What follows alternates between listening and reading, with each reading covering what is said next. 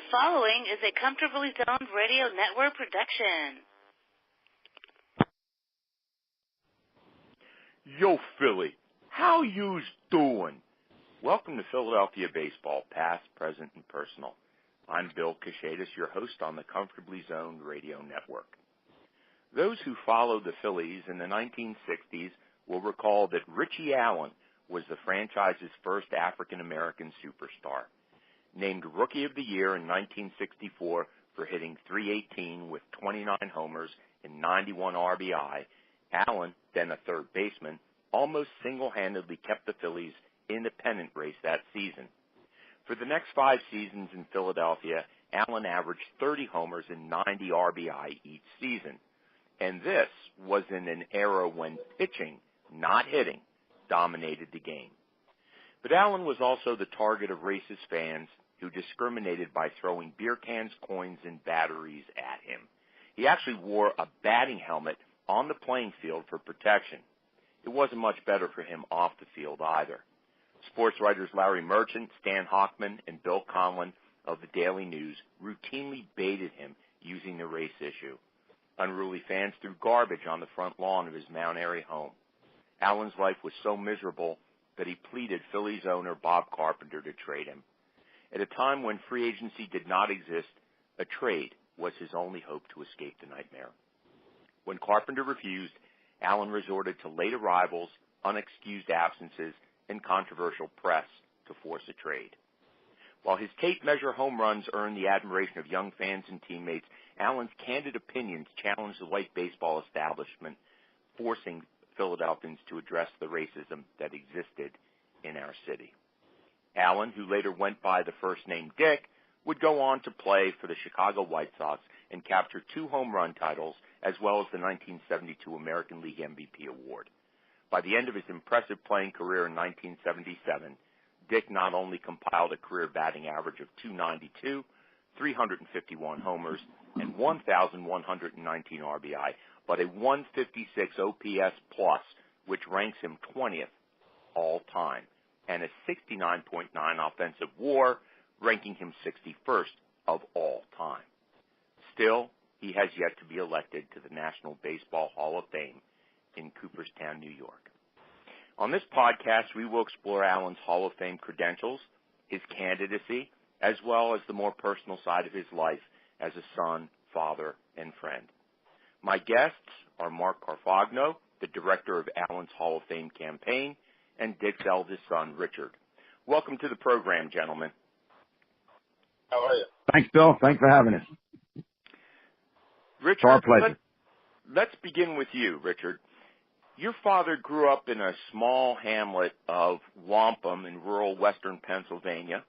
His mother, Era, was the bedrock of the family and raised her 8 children to respect their Baptist faith, a close-knit family, and a fierce loyalty to family and friends. And I understand that she was a pretty fierce disciplinarian, too. In fact, I once asked your dad to tell me who he thought the greatest hitter he ever saw was, and he said, my mother. When she swung, you felt it. Tell us about Era, Richard, and Dick's relationship with her. He's definitely known as a mama's boy, and that was true. She always said, my grandmother would always say, I'm not making him turn, but when she said something, she meant it. I mean, he's not putting any strings there. I mean, she once told me, you make sure you listen to your father, because he'll never tell you anything wrong, because he went down every wrong road there is to go. So, she very strict. Put it lightly. She kept people in place, but very cordial, and everything was about manners and respect. And you know, Bill, my father, if he's listening, he'd be upset by me calling you Bill. He's always Mr. Kashatus. So it's always about respect, and that's what she taught all of her kids. So. And she was, I mean, really the bedrock of that family, not just for your father, but for his brothers and his sisters. Now, what was Dick like? Was he the same way as a parent? Yes, he always respect. He was very particular. Still is. I mean, he expects a little more out of me with things. But growing up, it was, he was, I guess, my greatest hitter. He never had to say anything twice. Let's put it that way. What were some of the memories that you have of your dad growing up? I know that we talked before, and you said that you really got to know him well when he was traded from the Phillies to St. Louis. In fact, I think you and him spent the first part of that summer alone before the rest of your family could come out to St. Louis, and you really got to know your dad, as a father or son back at that period of time. What were some of the memories you had of your dad growing up, Richard? Oh, yeah, that's correct. When we lived in Philadelphia, it was more or less going to the ballpark, going home. But like he was traded to St. Louis, it's my father and myself, my mother, my brother, my sister. They stayed back in Philadelphia, and my father and I were in a hotel for a month, and I got to travel with the team. My father, with the being the two of us, he was the full-time parent, 24/7. So that was one of the most touching photographs I've seen of your father is of you and him, and I guess it must have been in Clearwater during spring training, on the baseball field having a catch. So you must have had a really fascinating childhood because he'd take you to the ballpark whenever he could, and you were around him, which would make a lot of us other kids really green with envy to have a situation like that. And for many of us, Dick Allen was Philadelphia's very own Jackie Robinson, as we talked before, a man who was treated inhumanely but still succeeded and had the courage to speak out against racism that he faced in the city, which in the 1960s was a very segregated city. And you once wrote a brief essay about your dad and why your dad was a hero, a very moving essay. Tell us, what was it like to grow up with a dad who was a baseball superstar, and why is he your hero to this day? Well, growing up, I didn't know the difference.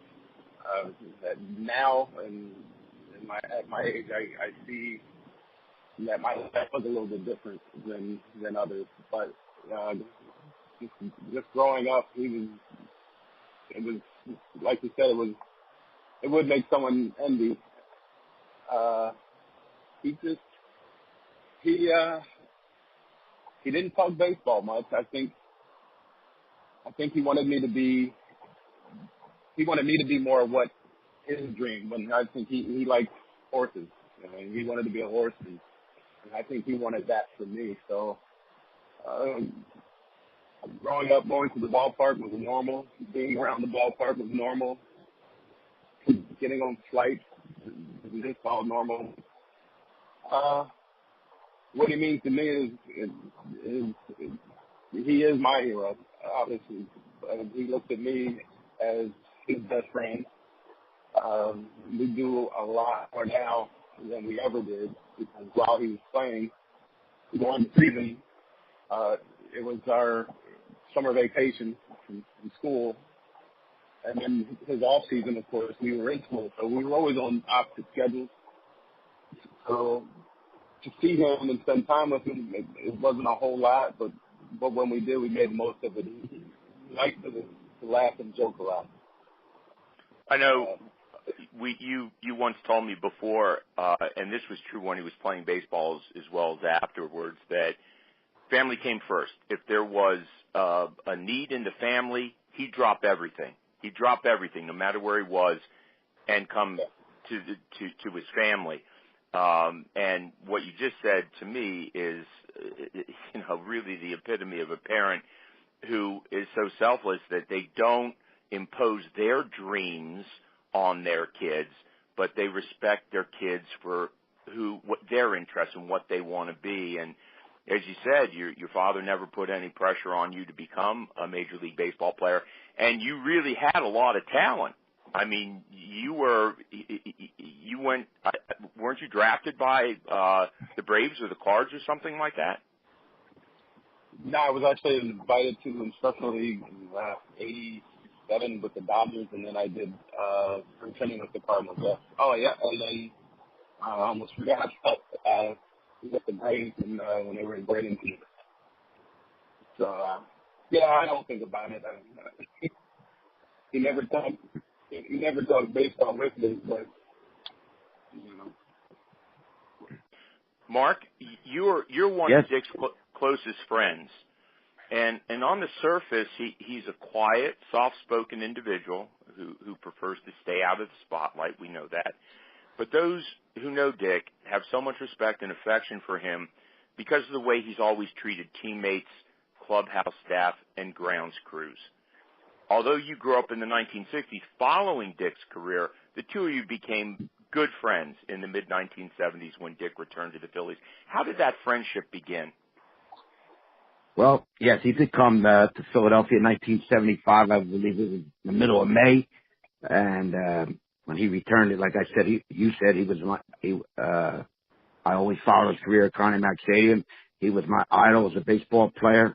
And then in 1975, I was on the ground crew, and the Phillies were getting ready to take infield practice, and he went out to a big ovation, and we had to go out and take off the screens, the batting screens. And so I was taking off the first base screen or one of the screens, and he was running out. I said, "Hey, 15, welcome back." And he turned around and said, "Hey, Cotter, welcome back." The TV show Welcome Back, Cotter. Yeah, so... from that day on, it's amazing. His memory is terrific, and I'll never forget a name. And then the next day he saw me. I had kind of long hair, and he said, "Hey, there's Cotter." And then all the ground crew guys, he'd recognize, he'd say, "Hey, there's the Cotter gang." And he always had it's kind of funny, but he used to use this sometimes. He didn't like to talk to the media, as you know, but he was more friendly the second time around. But he'd have a signal. He'd come down to the clubhouse, and Bill, they'd be 10, 15 people waiting for him, at least meeting with the cameras. And, sometimes he would stop, but I would say maybe one out of every 3 times.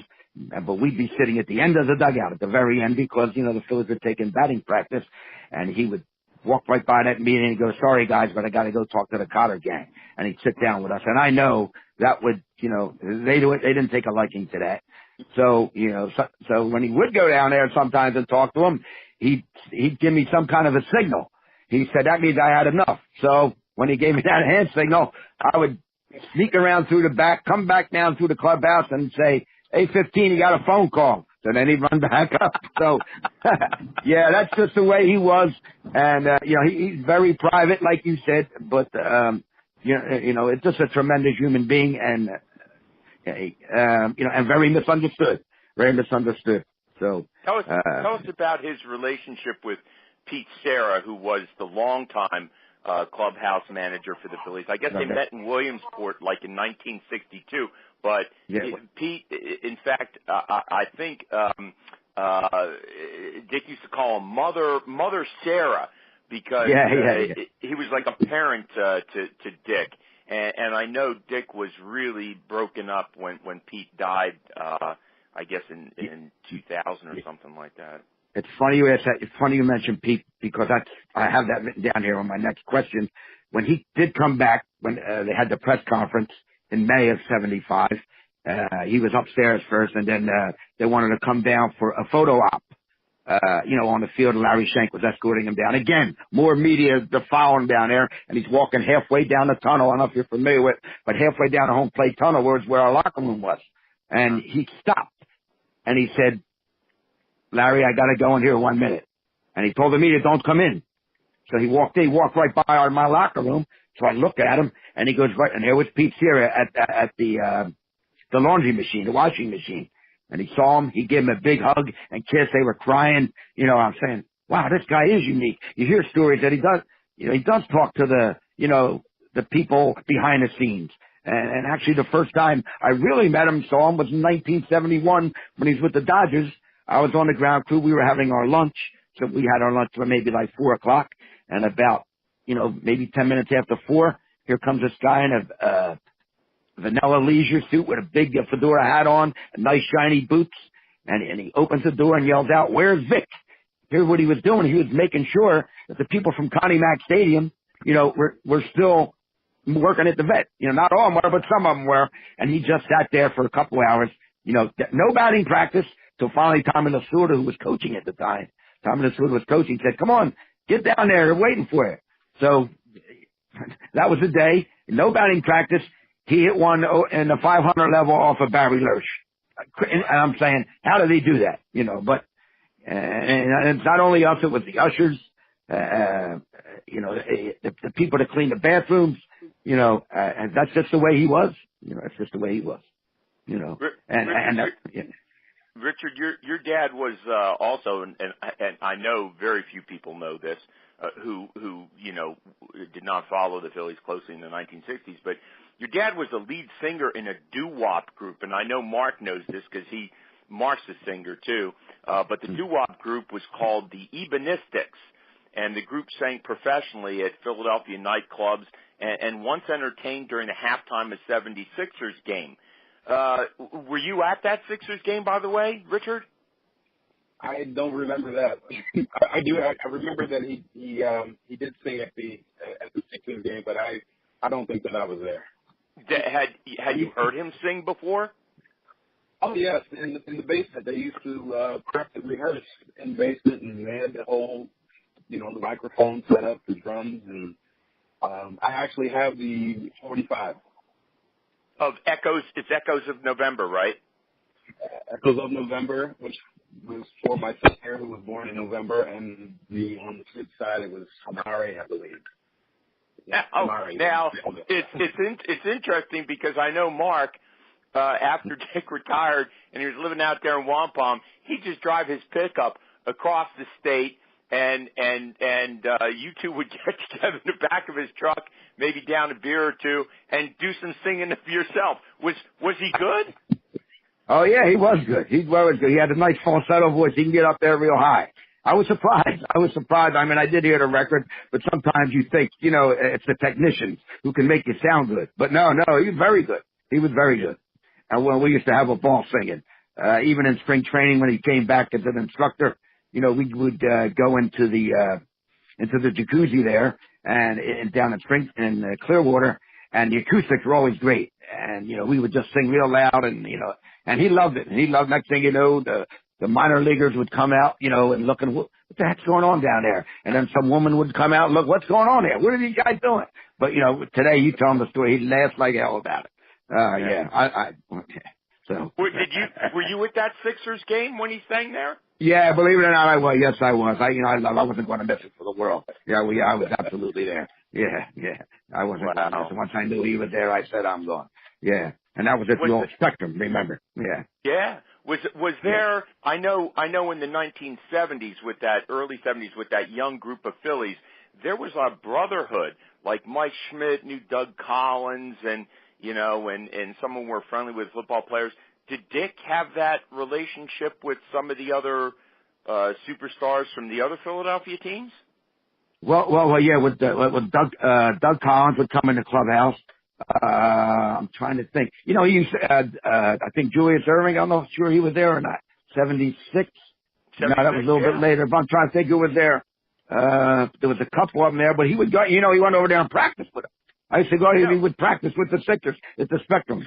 Yeah, I don't remember him with football players. I know he talked about maybe Johnny Sample came around a little bit. And, the Eagles locker room was right over there. And, God, I can't remember who was playing over there, back in the 70s for the Eagles. I don't know, Jerry Sizemore, the tackle from Texas. Yeah. So, he loved all sports. He loved all sports. And, he was a great athlete. Basketball, people tell me, and listen to his brother Hank tell stories, and, Dick's Uncle Hank, who was a baseball player himself. I sat with him one time up in the press club eating dinner. And he said to me, Mark, you can't believe how good of a basketball player my brother was, and he told about a state championship game when he stole the basketball and got it on a fast break and dunked the ball at 5'10", and the place just exploded. And he said, it's true, Mark, he had like 102 Division I basketball scholarships. And Dick will just say, you know about the state championships he won. You know all about his basketball history. But he was a great basketball player. And I remember one time, I stayed up at the farm with him, and Dooley will tell you, okay, we're going to go feed the horses. It's like 6 o'clock in the morning. I'm usually not up that early. So, he picks me up, well, not picks me up, wakes me up, says, come on. So we walk to the barn. Now he's in his bare feet now. In his bare feet. Sometimes he has his shower shoes on, but I think he was in his bare feet. He's walking up, and I didn't know they had a basket, a regulation basket inside the barn, and there was a ball laying maybe a couple feet from the basket. Now you got to understand, he's probably in his late 40s now, maybe 50s now, and it's 6 o'clock in the morning, right? He picks up the basketball, jumps straight up in the air, no running, stands still, and dunks the ball with two hands. Hey, that's incredible. And Richard, I want to ask you this because I know it was one of Dick's fondest hopes that he returned to Wampum and go back to the Wampum High School gym, which is still open and looks just like it did when he played there in the late 1950s. Something out of Hoosiers, the movie Hoosiers, and to shoot hoops with you and your son, Trey, who is Dick Allen III. Have you guys done that yet? We have not. We have not done that yet. I would love to do that. I've watched the gym. I've seen the gym, but that hasn't happened, and I think it's time to make that happen. That would you got to do that this winter. You got to do that. And you didn't have a prayer. You were surrounded growing up because you had two uncles who also starred with basketball. All three of the Allen brothers were phenomenal basketball players. I mean, Hank was the key to I guess it was the 57 team, because he's a couple years older than Dick. And he led the Wampum to the state championship that year. And then 2 years later, Dick was, the lead dog on that team in 59. But people say that both Hank and Dick, if they wanted to, probably could have played in the NBA. That's how good they were. So, a man of many talents. Richard, you've seen most of your father's MLB career. What do you think was his greatest achievement?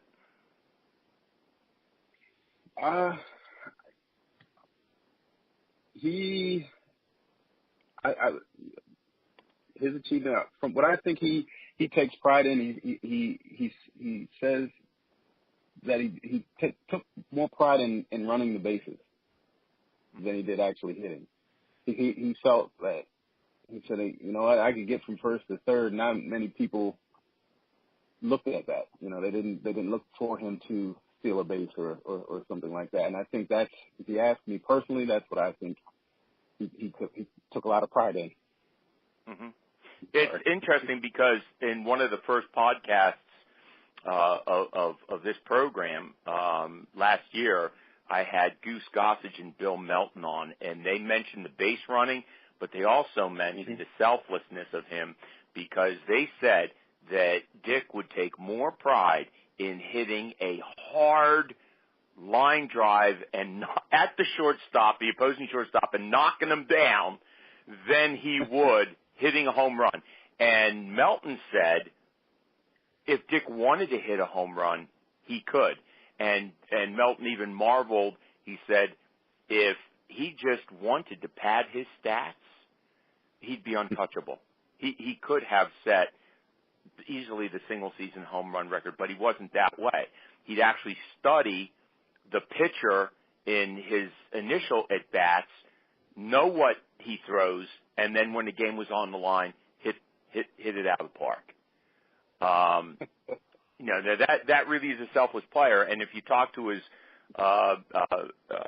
teammates from his basketball team, they would say if Wampum was up in a game and leading by a lot, he'd ask the coach to take him out just so the other kids could get playing time. And that never changed. When he was with the White Sox, he went up to Tanner and said, "Okay, we got the lead. Let the kids bring them home. Bring us home." Pretty selfless. Yeah. Mark, what about you? What do you consider Dick's greatest baseball achievement? Well, I'm going to go out of the box a little bit and just saying that he could play. I'm going to use the historical aspect of it.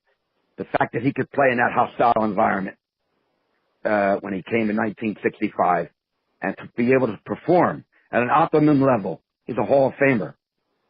I don't know how anybody. Dick always tells me, he goes, "You got to understand, Mark." He said, "Jackie had it tough. Do you understand after that Frank Thomas incident, they booed me at every home game. Because I was the only player that got booed at every home game." And now I don't know what Jackie went through, but they used to throw objects. I seen it. I was there. They threw a smoke bomb at him. Doobie will tell you a story, Richard. They threw a brick through his window. But how could he concentrate and play baseball through all that adversity? That to me, to block that all out, that is one hell of an achievement. And I'll tell you a funny story. I don't know if you were talking about Howie Bedell earlier, and he called Howie. When they were teammates, were playing at Connie Mack Stadium. He said, "Come on, Howie, come out and shag with me." He said, "Maybe they won't throw stuff since you're standing next to me." So it was real. They were throwing stuff, batteries and coins, And I remember talking when they moved to the vet.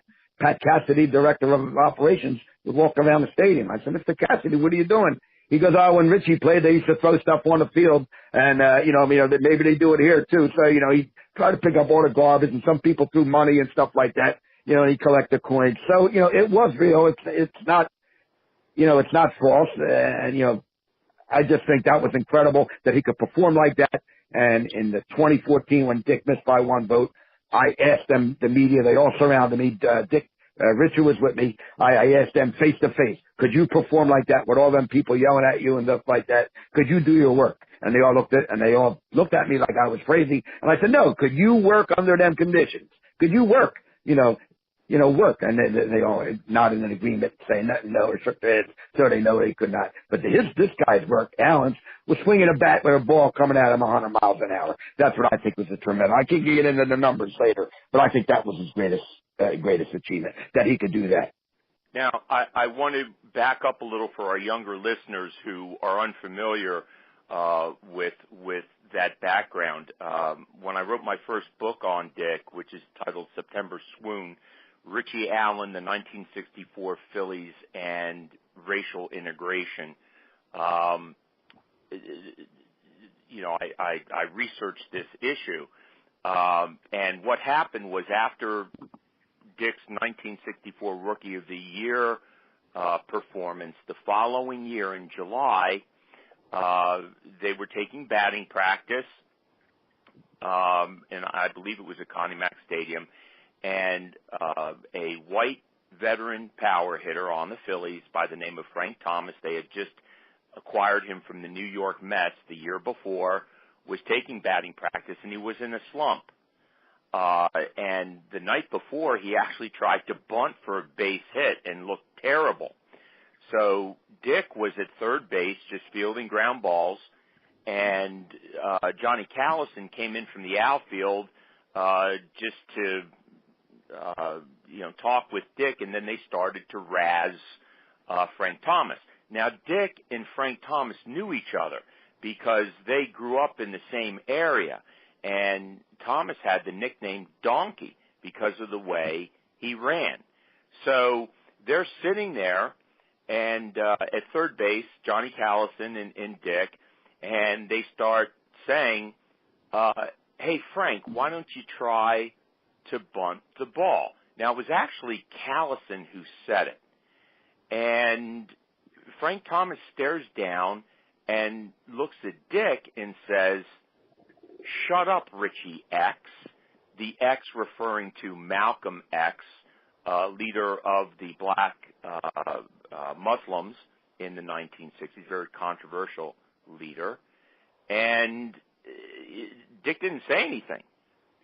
Callison continued to razz Thomas, who was very sensitive about his slump, and he shouts down again to Dick, "Shut up, Muhammad Allen," referring to the controversial Cassius Clay, who had joined the Muslims and took the name Muhammad Ali. And he says, "If you open your mouth one more time, I'm going to come down there and shut it." And Callison once again said something about his pitiful hitting, at which point Thomas goes after Dick and with the bat, and he swings the bat heading towards Dick's head. Dick ducks to get him in a lock, a body lock, and the bat cracks over Dick's bat, and all the Phillies are pouring onto the field to separate the two. In fact, I think Ruben Amaro Sr., who was a shortstop on the team, took a left hook from somebody and broke his jaw. Well, after the dust settled, Mock went to Allen and said, "You're not talking to the press. I will fine you if you say anything about this." Frank Thomas is released, which was the natural move. I mean, you have Dick, who is a franchise player at that period of time, the future of the club, and then you have a veteran who's on the downside of his career. But that next day, Frank Thomas goes on WFIL because he had a radio show in the mornings on WFIL, and he starts bad-mouthing Dick. And it turned into a black-white thing. And this is where Hockman and Conlon, and especially Larry Merchant of the Daily News, turned it into a black-white thing. And after that, the fans never forgave him. In fact, there was this schizophrenic treatment of Allen where he could come up to the plate and people are booing him. And my introduction to baseball really came in the mid-'60s. I couldn't believe this. I mean, I saw him come up to the plate. This must have been in '66, and people and the fans are screaming the stands are screaming the N-word at him. He hits a home run, and all of a sudden, everybody's standing and cheering. I mean, it was surrealistic. You know, the only other person that I even saw anything close like that come to was Mike Schmidt. And it's interesting that both of them have the same personalities, very quiet, laid back, tried to stay out of the limelight. But for me, I was like 7 years old. And I was astounded by that. I was astounded by that.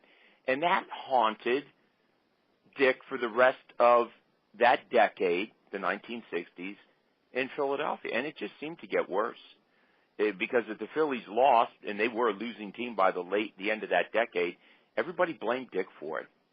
And it was horrific. And Richard, you know, I don't know how much of that, I know it affected Dick. I'm sure it affected your family, but I don't know how much of that, you know, you were exposed to and how you processed that as a kid. Oh, yes, I remember very well. You know, as a kid, certain things stand out in your mind, and the brick through the window, all that's it's still there. I remember a lot of it. How did your father explain that? I mean, he had 3 children. You know, your sister, and your brother. How did he explain that to you? You know what? As sad as it sounds, it just was a way of life. I mean, he never really sat down and said, you know, this is what's going on and this is happening and that's happening. sort of just dealt with it. You know, he never would trust anyone. You know, he didn't know who to trust. And, you know, like Frog was saying, it's a horrible way to live because off the field, you know, when you have your own personal life, you're still subjected to, you know, things like a rock field window. It's, you know, what I was going to say was that you just sort of learn to live with it, and I just never knew why. I just felt like people just didn't care for my father, and I just didn't think anything of it. The fascinating thing to me is that Dick never held it against. I mean, he looked at a person for the person who they were, not really the race.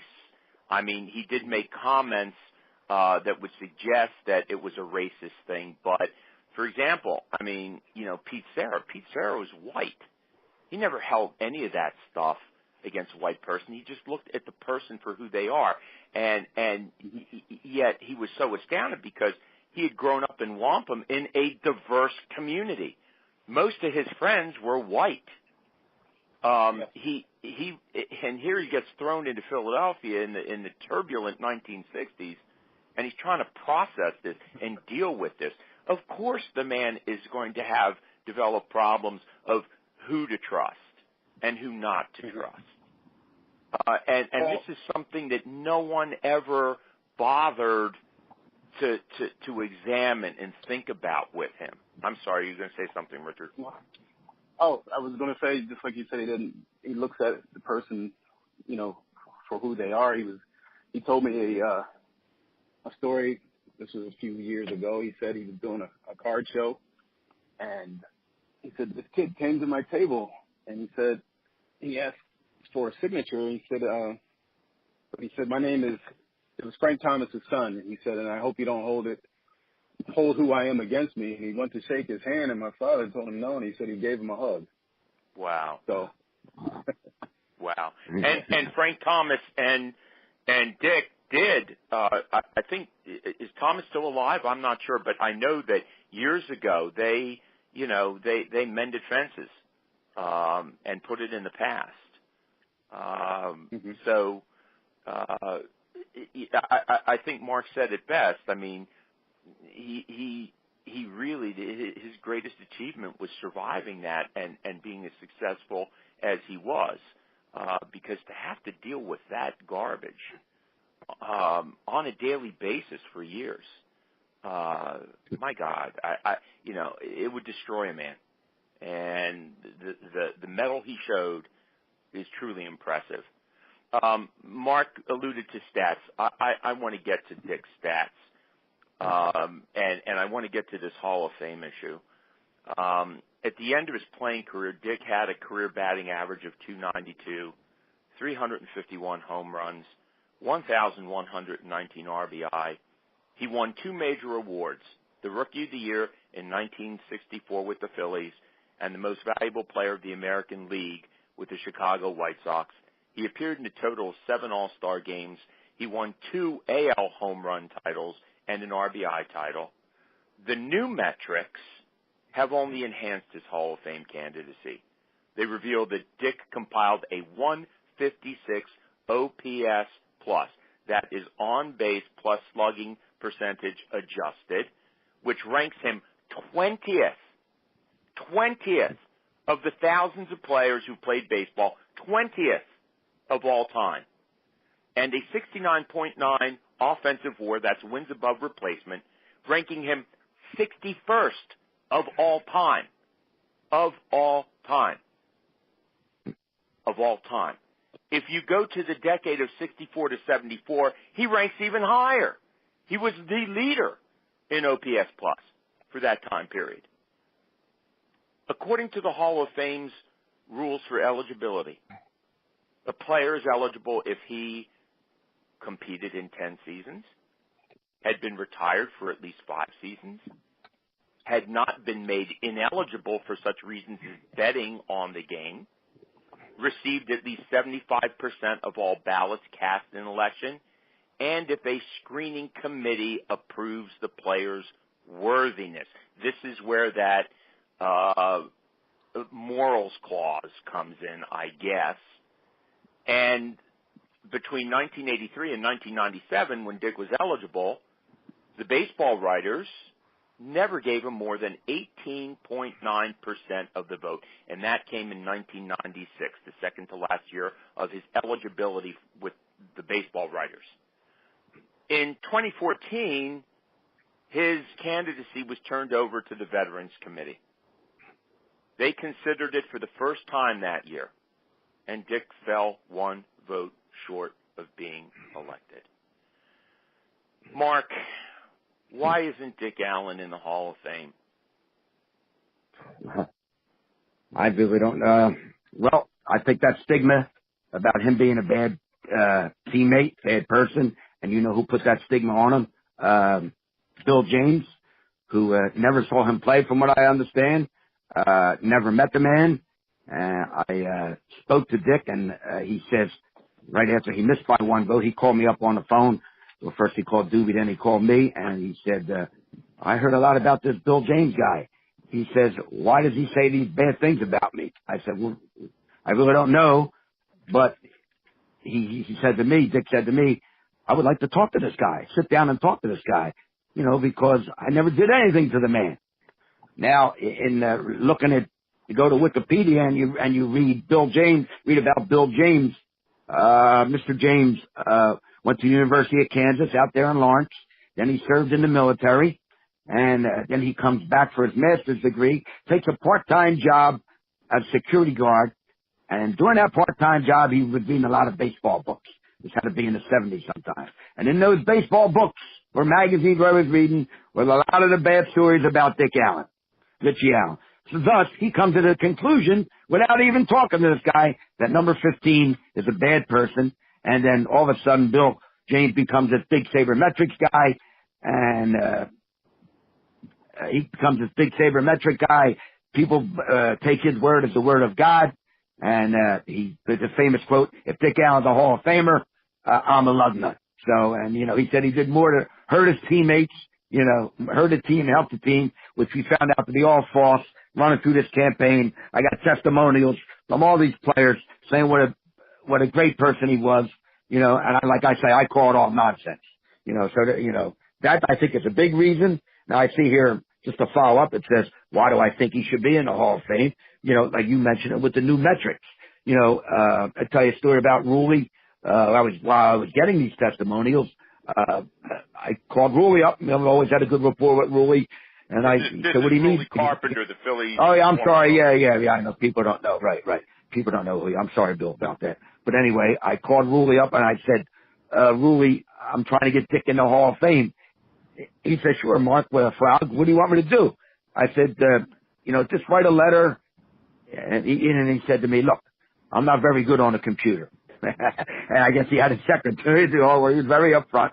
He said, send me all of his stats. Send me the good stats. Right? And after that, you know, I'll make a decision, or I will write my letter so when I send it that people know what I'm talking about.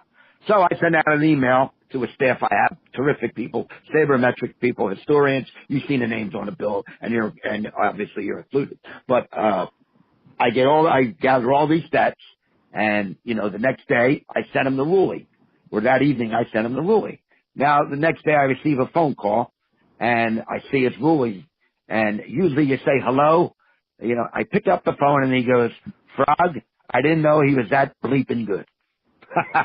With the stats, that's how overwhelmed he was. So instead of writing the letter to the Veterans Committee, he writes it directly to Jeff Idelson and tells him that, you know, what a tremendous player, what a great person he was. And he makes an excellent point.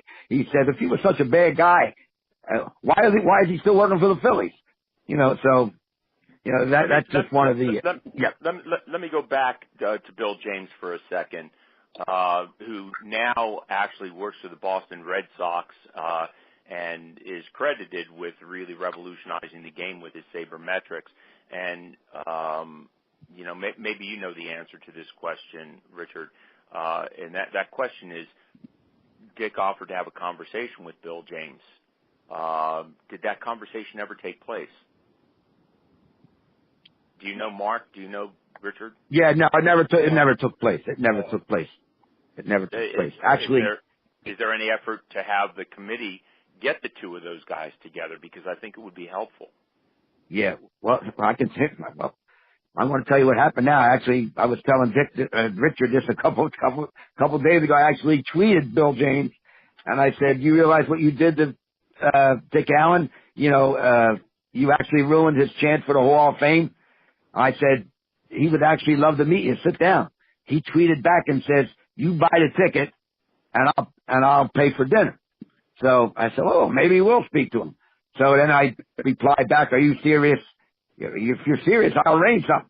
And he never responded. So, like I told people, I don't think he wants no part of speaking to Dick, to talk to Dick Allen. Because he knows what he says is wrong. Also, yet he says all these negative things, but you look at his stats that show he's Hall of Fame worthy. On his website, the Bill James he has a website, I think you have to pay for it to get on. You go on his website, he ranks Dick Allen, one of the greatest players ever. So, it doesn't, why, so, you're talking about the moral clause or something like that. That was written by, who was the guy doing the commissioner for the White Sox scandal? I can't think of it. Judge Mountain Landis? Judge Kenneth on Mountain Landis, yeah. Yeah, well, he wrote that, character clause, and he was also the one that said no Negroes in baseball, no African Americans in baseball. So like I heard someone say they might as well get that clause and, throw it in the trash can. I don't understand it. Because we have all the numbers, the new metrics, and someone made a point, I think it might have been Bill Melton. He dominated 2 leagues. Not many players dominated 2 leagues, right? And then there's the, his power. I think his power ought to be considered. The historian, Mr. Bill Jenkinson, he hit 20 home runs over 500 feet. People say, well, Dave Kingman can hit a ball 500 feet. Well, Dave Kingman don't have Hall of Fame stats, and plus he never hit 20 over 500 feet. And the fact that we brought Bill Jenkinson into it, and then for them to mention it in the actual meeting, if you read Jim Bunning, what he said someone brought up the fact that they hit 20 home runs over 500 feet. I mean, that's a legend. That's part of Dick Allen's resume. That is part of his resume, and also the stuff he had to go through. That has to be included. I constantly say that. That has to be included. And there was another stat I just found out recently, Bill, and I don't even know if you know this. It's one about with OPS. Do you know he's the only player, I think, and I thought Frank Robinson might have been one of them. He's the only one to lead both leagues 2 times. I didn't OPS. know that. I didn't know that neither. So the numbers are there. Go ahead. Yeah, then let me, because we're actually running out of time here, and I'm sorry. I do want to get to the committee, and I know, Richard, you've been involved in some of these initiatives. Richard, there is a committee. The membership is significant. That committee has already, as I've been part of that campaign, thus we've turned out a biography of Dick that has been pretty well received. It's titled Dick Allen, The Life and Times of a Baseball Immortal. It's an illustrated biography that I wrote for the campaign and is available online. We've started a educational program where members of the campaign have gone into Philadelphia public, private, and parochial schools and have educated this generation on Dick Allen and his contributions to the game. There is constant information which Mark is keeping us abreast of. Richard, the obvious question is, how come your dad doesn't want to get involved in this campaign? Well, to put it in his words exactly, he said, if I were a Hall of Famer, I wouldn't have to go through this. He feels as though say like a Derek Jeter who will more than likely be a Hall of Famer. He wouldn't have to go through all the different committees and all of, the back and forth of all the metrics and numbers and things like that. He said if I was truly a Hall of Famer, I'd have been in. That's what he said at first. But then I started breaking down all the little things and telling him, the little odds and ends. And he said, well, I know I could play with them, but I'm not going to stand there and, with a bullhorn and say I should be in because I did this and I did that. He just doesn't feel that's necessary. And he really gets bothered by it, and to where he doesn't even want to watch or listen to baseball or anything like that. He'll actually call me and go, hey, did the Braves win? Or did the Braves lose? What's the score? What inning are they in? And then that'll be it. So, but yeah. The one of the conversations that I had with your father about this a couple of years ago, he told me, look, my career speaks for itself. I'm happy with what I've accomplished. And I said, well, there's a lot of people out here, and there are some huge names.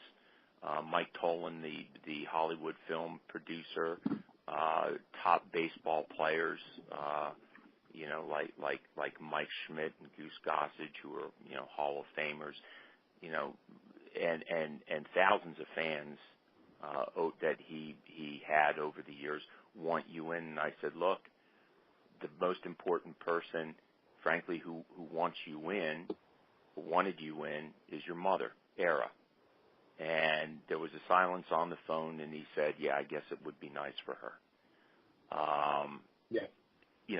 So you know what? We all hope that this will happen. The way it shakes out is that the next time he will be considered by the new Golden Days Committee, Veterans Committee, which will meet in December of 2020 and decide. And, we hope that he will get in, and we will all be there, including him, in July of 2021 to see something that really needs to be done. It really does need to be done. Mark, I just want to end with you. What plans does the Hall of Fame committee have for the future? I mean, one thing that I know a lot of us want is we would like to see Dick's uniform, Phillies uniform number 15, retired and put up there with the other great Phillies numbers, because he deserves it. And I don't know where that is at this point, but what other plans does the campaign have for the future? First regarding that number, retiring a number, last year on their alumni weekend or Hall of Fame induction, it was supposed to, this is 2017, supposed to be Pete Rose. So naturally that was a disaster when it came out with further allegations that Pete Rose had been involved with. So they nixed the Rose idea. Then all of a sudden I get flooded with emails on Facebook and stuff like that, and people telling me, well, why don't they do something for Dick? This would be a terrific time to retire his number. Why don't you do something? Well, I said, well, millies are tired of hearing me. I said, how about you, the fans? Some of you are season ticket holders. I said, and their sales reps are calling you up, telling you to, buy some tickets. How about you calling them up and telling, you want to see Dick Allen's number retired. You want a Dick Allen bobblehead. How about you doing that? And I also said, for those of you who don't have, ticket plans, I gave the director of marketing's email address out, and I said, email them. Well, believe it or not, these people responded. The next day I get a phone call from my good friend Mike DiMuzio down there, and he said, Fries, you better stop your people. He said they're flooding the Philly phone lines, so they got their point across, but, they say, they'll put it in the back burner. As far as that year, they had it that was going to be dedicated to Darren Dalton, and then this year was going to be dedicated to the 2018. I really don't know what they're going to go with it. I think they threw him to make us feel happy, they made him an ambassador. He's now one of the team ambassadors. One of the points that has been raised, and I do want to correct this, one of the points that has been raised is that the Phillies will only retire the numbers of Hall of Famers. And that's not true, because a precedent was set many, many years ago. Richie Ashburn had his number 1 retired. I believe it was in 1976. He did not get into the Hall of Fame until 1995. So that's not true. And I hope that's corrected, because, again, Dick did so much to keep that franchise alive, really, in the 1960s.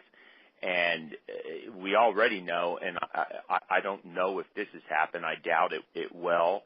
But, Dick saved the Chicago White Sox from moving to Minnesota back in the 1970s, because they were all but packed up and gone. And Gossage and Melton said, had it not been for Dick, the White Sox wouldn't be in Chicago today. And that organization really does need to retire number 15 as well. So we hope all these things will come to fruition. Gentlemen, I want to thank you for joining me, and I really do want to thank both of you for all your efforts on behalf of the Hall of Fame campaign. It is something that needs to be done, and I hope that we'll talk again very definitely, and I hope that we can all look forward to July of 2021 when we're all at Cooperstown and Dick is up there on the podium, giving his Hall of Fame speech.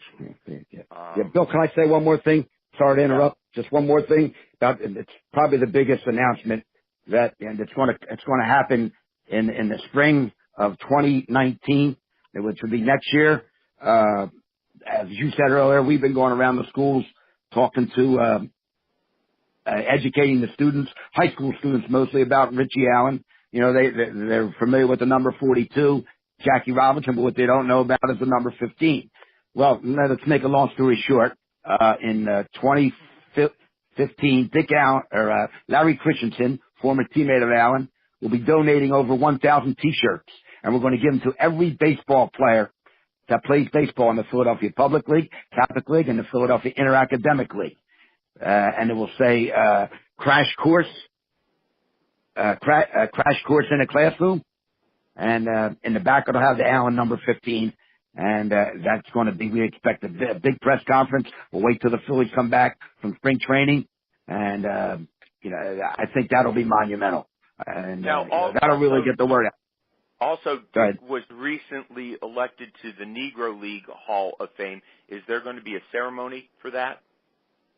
No, they already had that. They already had the Negro League Hall of Fame. He is getting he's getting the Philadelphia Legacy Award. That's another one, which will be that's come September 30th. And I think the only other athlete that they ever honored was a sports person, was John Chaney. So Dick will be the second one, and that's another big thing. And they present him with a big portrait. I know we're trying to arrange something where they Skype him, because I don't think Dick will be able to make it, but Richard will be there. So, but that's 3 major awards he gets, and we're very proud of it. And we talked to John Shestahowski, who was the PR guy from the Cooperstown. He said the best thing you can do, Mark, is keep Dick's name out in the public eye. And Bill, as you know, he's in that public eye as far as yourself, myself, and all the people on the campaign. We're doing our best, and I appreciate the time that you gave me today.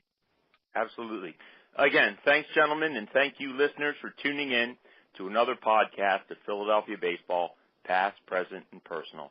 I'm Bill Kashatus, rounding third and heading home on the Comfortably Zoned Radio Network. This has been a Comfortably Zoned Radio Network production.